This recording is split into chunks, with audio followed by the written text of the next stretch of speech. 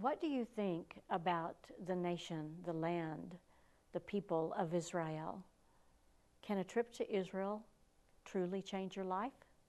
Stay tuned.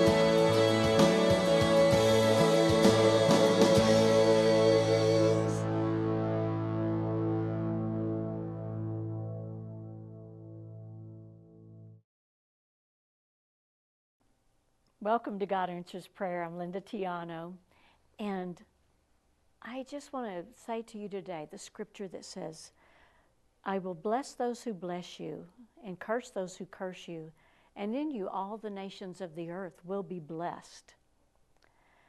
We have with us today two senators that have been to Israel, and they're here to share their experience, and we're going to be right back with Senator Ant Thornton and Senator Jay Block right after this. Welcome back, and here with Senator Ant Thornton and Senator Jay Block.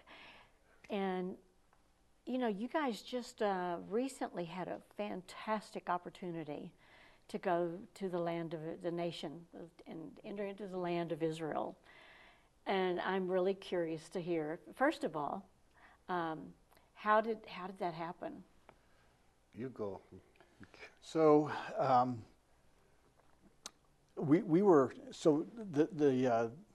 state of Israel wanted to bring Republicans and Democrats at the state level from around the nation. They were looking at about 250 state reps, state senators from around the nation to bring them to Israel and to show them the country, the culture, some of the technologies going on there, and show us some of the sites from the October 7th massacre. Right. So the consulate in Houston, Texas reached out because they did them by groups. New Mexico was paired with Texas, Oklahoma, Arkansas, and Louisiana. That was our group. So they picked, they wanted 5 from each state. We had 6 from New Mexico, myself and Ant Thornton. It was our first time there as well, which was just amazing. So they brought us over there. They actually paid for everything. It wasn't taxpayer funded here. We went there as a guest to be part of the largest delegation to go meet Israeli leaders and go see some incredible. 250, right? 250. Wow. Yep. It was an honor to be there. So you're flying in, and you look out the window, and you look down, and you can see the land. What was your impression? We got in, it was kind of near the evening, and I think we flew into Tel Aviv, and so it was already night, and then immediately they took us to, we got on a bus, our signed bus, we're all signed buses. Right. And so then we drove into Jerusalem that evening. So everything was night, and we were all pretty much tired after a long 9-hour flight. And so half of us were sleeping, I'm sure Jay was.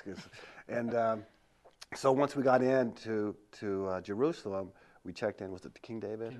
King David Hotel. Nice. Really nice. Really nice. Outside the old city of Jerusalem. Right outside. Yeah. And it was so, you know, so we're all sort of mesmerized by the fact that here we are. We're actually in Jerusalem. And so as soon as we got there, though, didn't we have a... They fed us. That's right. They did feed us. They fed us a dinner, and it was the food in Israel was just incredible. Amazing. Very fresh. Very. I mean, yeah. None of the American food at all. I mean, it was like totally. Everything was. The grapes were immaculate. I said the best grapes I've ever had, and I don't like olives. I even ate their olives. So, there you go. So they treated us very well once we got there and got situated. And then they told us we were going to have a very early start, and they said it's going to be a full day. And actually, it was a full 6 days.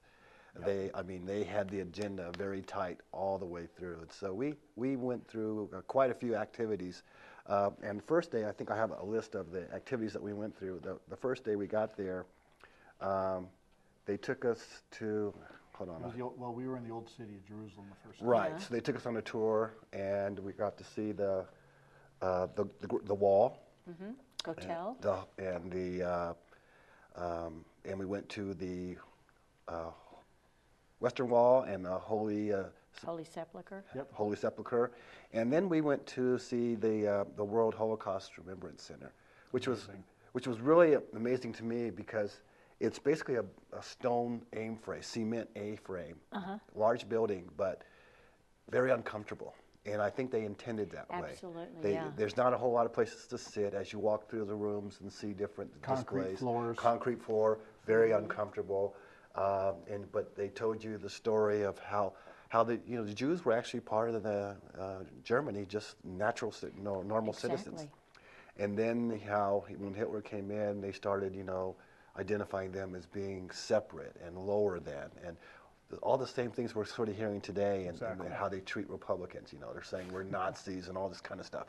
And so they started the name calling, that whole, and also, I could relate it to what was going on today because these people who were just natural citizens of Germany at the time, treated less than human, deplorable. Right, all of that stuff. And then it came to the point where people started, maybe they are. Then they started putting them in separate neighborhoods. You could only do certain things. And then it went from there to the point where, well, let's just exterminate them. It became, so you could see how society changed in Germany where it became very easy to do that. And we see the Democrats doing the same thing with Republicans and with calling anybody who supports Trump, those kinds of things. And so it woke me up with regards to how propaganda is used to vilify and identify people and target them. And so that's how it happened in Germany. And so, did you go through the Hall of the Children? While you were there? I don't remember that. It's on the same grounds. That's very striking because you walk into this dark room and you have to hold on to a bar and you hear the names of all the children being called out that didn't make it. And it's just, it's very heartbreaking. But so you went there, and where else? Well, seeing where Christ was crucified and was buried, as Christians, it was incredible to see that and to touch where Christ was and to walk the streets of Old Jerusalem was amazing. And for me, my background, we have very deep Jewish roots in my family on my dad's side. And like Aunt was talking about, I've been to Auschwitz in Poland, I've been to Dachau in Germany, I've been to the Anne Frank house. So this to me was almost like a capstone of my journey, because my grandfather was a very proud Jew who became a Catholic to marry my grandmother. But I think I was thinking of a lot of my grandfather when I was over there. I think he would have loved to have seen that. Oh yeah. It's amazing how quickly from 1945. Well, 45 when the war ended. And when the war ended, and how quickly things happened. I mean, because the land was barren. There was just not a lot there, and what they've done in such a short time. One of the parts of the trip, and this is where Aunt really kind of geeked out as a PhD in aerospace engineering, was the technology that Israel has, whether it's water or space, dealing with some of the pharmaceutical technologies and methods that they did to get drugs on the market. Just phenomenal. So we spent about a half a day at one of their technology centers there. It was called the... Technion? No. Wow. It was called the Israel Innovation Day, and it was the Perez Center for Peace and Innovation. And so that activity, that was actually on a Wednesday. But there all the days blurred together. But that day we actually got to go and see some of the technologies they are developing, and we went to a company called Space Pharma, where they're using microgravity to develop new drugs. They're actually sending things up into space on small capsules, and then they, let these experiments happen, and then they bring back down, and things you couldn't do on Earth. And so they're really utilized, and of course, one of the things that struck me the most that has applicability to New Mexico is 90% of their water in their agriculture is reused. 90%. And I thought, wow, that's most of the water in New Mexico is used for agriculture. And if we could figure out a way to reuse that water, we wouldn't have the water problem that we're currently having. And so it seems to me there's the technology there we need to figure Well, out. the Israelis have worked with the Navajos on that To do very that, thing, right. yeah, And which so is that's good. great. Yeah, because we need to take, I mean, they're doing it. I mean, Israel, if the Israelis weren't there, it would be nothing but a desert. It's nothing there. You know, a lot of it's not, people it's don't- like the worst land you could possibly own, Yeah, right? right. And they've turned it into an oasis, and the prosperity that they have Exactly. really reaped from their technology is just amazing to me. Yeah. And one of the other things on the technology side, on the military side, is we had 3 missile attacks While we were there. while we were there, and the Golden Dome is just an amazing defensive capability for Israel. In fact, one of the things, we saw the damage in Tel Aviv when Iran sent over hundreds of missiles. They let us go on top of Hadassah Hospital, and we were up on the very top in one of the apartment buildings. Hadassah is right in the center of Tel Aviv, and one of the apartment buildings, I counted about 12 or 13 floors there that were hit by that Iranian missile into an apartment building. So we saw the damage firsthand. As well as down south with the Nova Music Festival and the Berry kibbutz. Yeah. Yeah, so that was probably, for us, the most heart-wrenching thing was we actually went into the zone, the Gaza zone, and we were less than a mile or 2 away from Gaza, and we could still hear mortars being exploded, we could hear gunshots, we could see smoke rising. So that's when combat was still going on. So we were less than a mile or 2 away from that, and we got to see one of the Kibbutzes one of the kibbutzes that had been Hamas attacked invaded. during October 7th. And we heard the stories of the survivors that were there. They were telling us what had happened in their own personal homes. We saw homes that were completely burned out, destroyed by Hamas, and people who had lost either their brother or their Mom and parents dad or child. something, and hear the stories of what they went through. And so when you hear that and you experience that, you understand that was like worse than our 9/11 for them.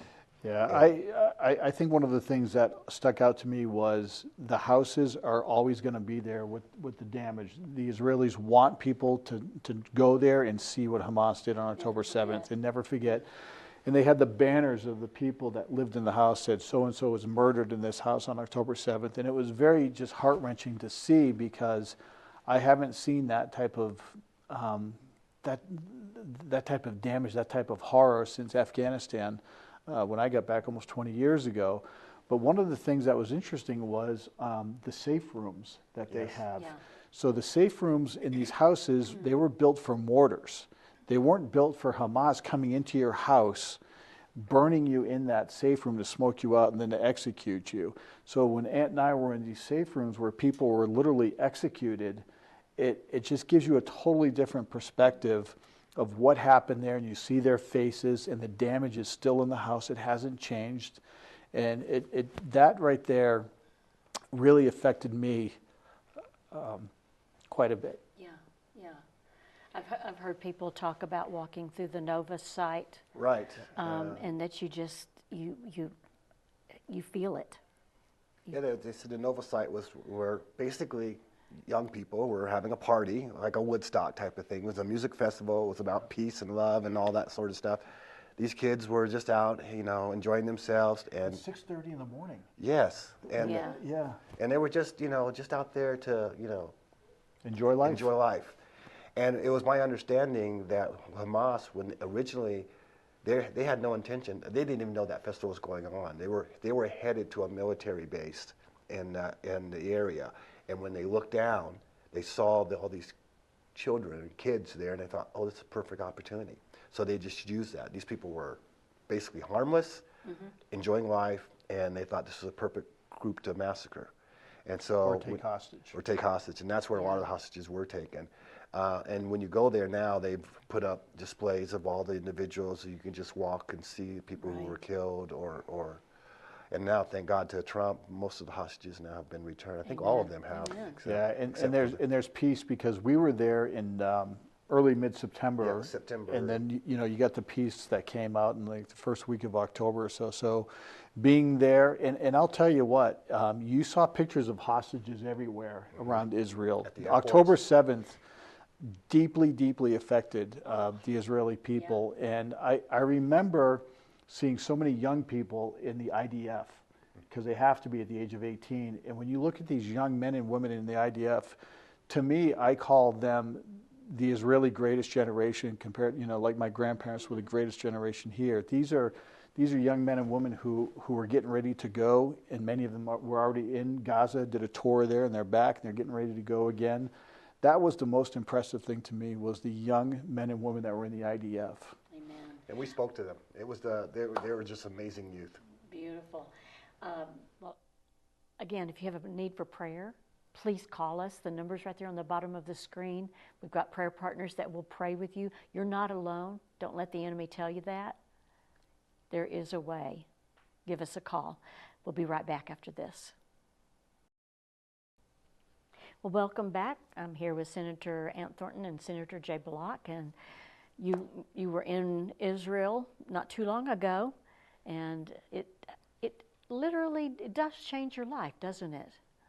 Yeah, absolutely. And we were blessed to not just see a lot of the country, to go to places like Samaria as well, which was amazing. But we got to meet and listen to leaders from Benjamin Netanyahu to the Speaker of the Knesset, to the President of Israel, to the Foreign Minister of Israel, to Ambassador Mike Huckabee as well, and getting that perspective. And one of the other things I think that really impacted me was we were in Samaria, and there was a gentleman there that spoke to us who was a previous Hamas terrorist, and he worked for Arafat, and he was in Arafat's circle, and he went to the other side. Now he works with Israel and the IDF to help hunt down Hamas. That to me was pretty amazing.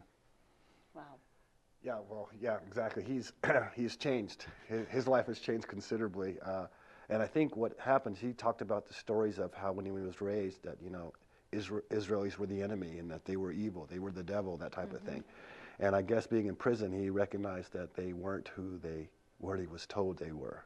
And so I think that's kind of was an awakening for him. And but it's interesting because the Samaria was the high ground, right, where we were, and we could see Tel Aviv, we could see Gaza, we could see everything. Heartland. Yeah, it really is. And yet we could also see an airliner coming down and flying, and it made you realize how small Israel really is. Yeah. That it would take very little for one military aircraft with bombs to come out, and they could basically take out the entire country. I mean, it says it's the size of New Jersey, essentially. And so there's not much to Israel. And so now you understand why they're so cautious and about taking care and protecting their people. But, there's a lie that's going on about that they were committing genocide in Gaza. And that lie, I think it needs to be, actually, we need to push back on that, because what people don't understand is that Hamas would put all of their tunnels underneath churches, underneath schools, underneath hospitals and homes. And so they were basically using military tactics and using the people as basically shields. Yeah. And people need to understand that. And so when Israel is attacking them, yeah, it looks like they're hitting hospitals or churches, but that's where Hamas was putting their activities. And they always give advance notice for people. Oh, absolutely. That's not well known, is that the Israeli military would send messages and they would drop leaflets, hey, we're going to be hitting this target, so get out of there. But Hamas would put their people there and get them killed, and then use it as propaganda. Right. And now we're seeing Hamas killing, so many Gazans right now that Hamas said worked with the IDF. And I got to tell you, the one thing about Israel, which I thought was just beautiful, is how accepting they are of Muslims and Arabs living in Israel, and how many of them are actually serving in the IDF as well. The freedoms that the Israeli people have is not what Gaza has at all under Hamas. Women have no rights. There's a lot of other rights that people don't have there. you know, the LGBTQ community is kind of funny when you see them wearing these Queers for Palestine shirts, because they're going to stone you and kill you in Gaza if you're gay or like that. So Israel is a very open and accepting country. It's very prosperous. It's a democracy. And Ambassador Huckabee said one thing about genocide, which I thought was pretty interesting. He said, if Israel wanted to commit genocide, they're very bad at it. Yes. They could easily have done it in 2 or 3 days if they wanted to commit genocide. And I think now we're seeing a lot of the lies exposed from Hamas. And now that we have peace, where do you see all these pro-Hamas people out there in the country? You don't see them anymore. Where are all these young people that were demonstrating against Israel with the slaughter and the genocide going on in Nigeria that we're seeing? Where are they there? Where are they demonstrating against Hamas, with Hamas slaughtering Gazans now that the ceasefire has done thanks to President Trump? Where are they? It just really shows the house of cards for their ridiculous positions and propaganda has really come down hard.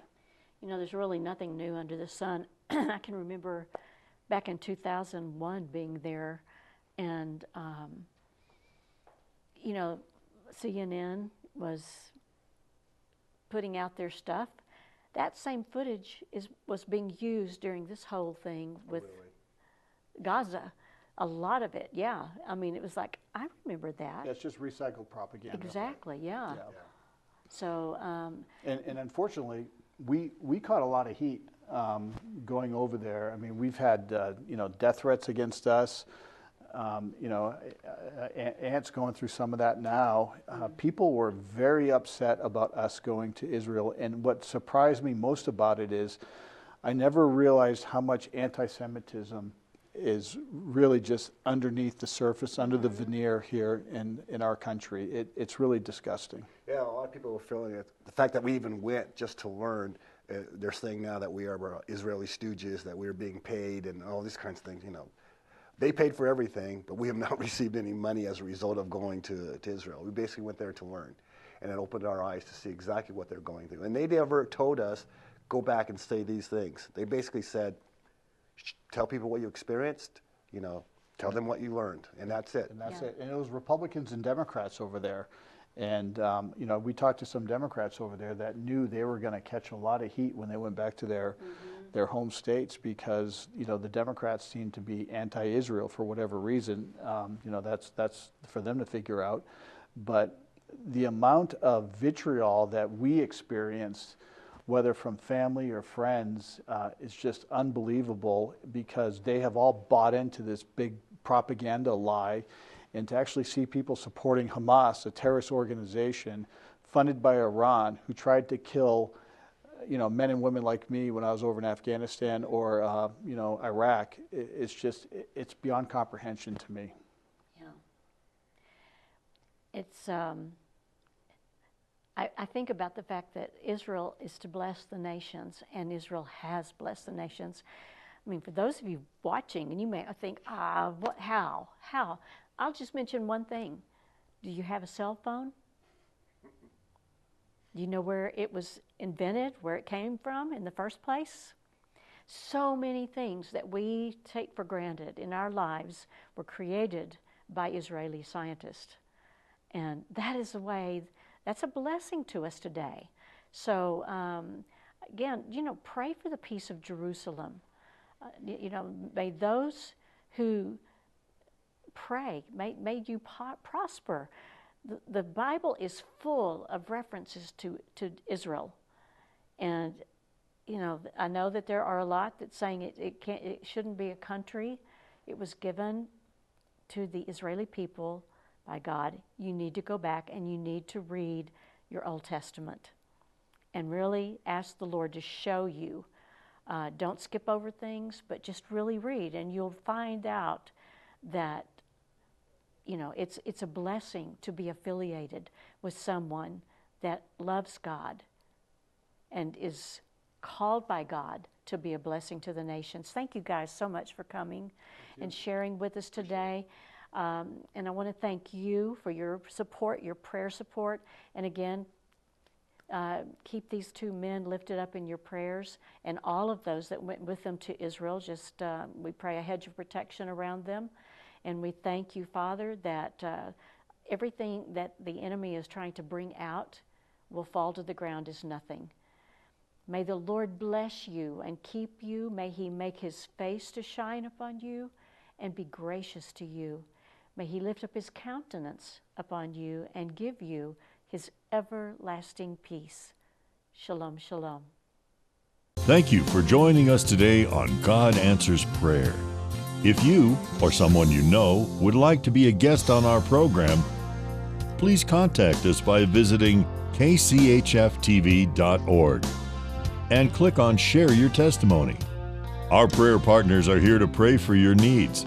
Call us today at 505-345-4165. We appreciate your prayers and support. Join us again next time for more inspiring stories and testimonies. Remember, God is always listening, and He answers our prayers in His perfect timing.